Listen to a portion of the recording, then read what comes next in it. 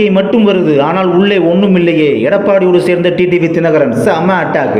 நியாய விலைக் கடைகளில் நிலவும் பருப்பு மற்றும் பாமாயில் தட்டுப்பாட்டில் பொதுமக்கள் பாதிக்கப்பட்டுள்ள நிலையில் ஏழை எளிய மக்களுக்கு தேவையான அத்தியாவசிய பொருட்களின் ஏற்பு மற்றும் விநியோகத்தை தமிழக அரசு உறுதி செய்ய வேண்டும் என அமமுக பொதுச் செயலர் டிடிவி தினகரன் கூறியுள்ளார்.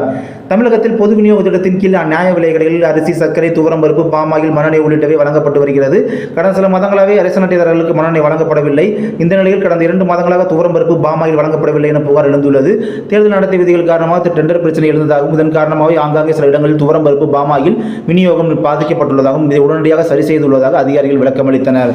அதே நேரத்தில் பாமாயில் பருப்பு பொதுமக்களுக்கு முறையாக வழங்கப்படுவதில்லை என தமிழ்நாடு முன்னாள் முதலமைச்சரும் எதிர்க்கட்சித் தலைவருமான எடப்பாடி பழனிசாமி, தமிழக பாஜக தலைவர் அண்ணாமலை போன்றோர் விளக்கமளித்த நிலையில் தமிழக அரசு சார்பில் மறுப்பு அறிக்கை வெளியிடப்பட்டது. இந்நிலையில் நியாய விலைக் கடைகளில் நிலவும் பருப்பு மற்றும் பாமாயில் தட்டுப்பாட்டால் பொதுமக்கள் பாதிப்பு, ஏழை எளிய மக்களுக்கு தேவையான அத்தியாவசிய பொருட்களின் இருப்பு மற்றும் விநியோகத்தை தமிழக அரசு உறுதி செய்ய வேண்டும் என அமமுக பொதுச் செயலாளர் டிடிவி தினகரன் அவர்கள் கூறியுள்ளார். இது தொடர்பாக அவர் வெளியிட்டுள்ள அறிக்கையில் கூறியுள்ளதாவது, தமிழகத்தில் உள்ள நியாய விலைக் கடைகளில் கடந்த சில மாதங்களாக அத்தியாவசிய பொருட்களில் பருப்பு மற்றும் பாமாயில் தட்டுப்பாடு அதிகரித்து வருவதால் பொதுமக்கள் மிகுந்த சிரமத்திற்குள்ளாகி அவர்களால் செய்திகள் வெளியாகியுள்ளன.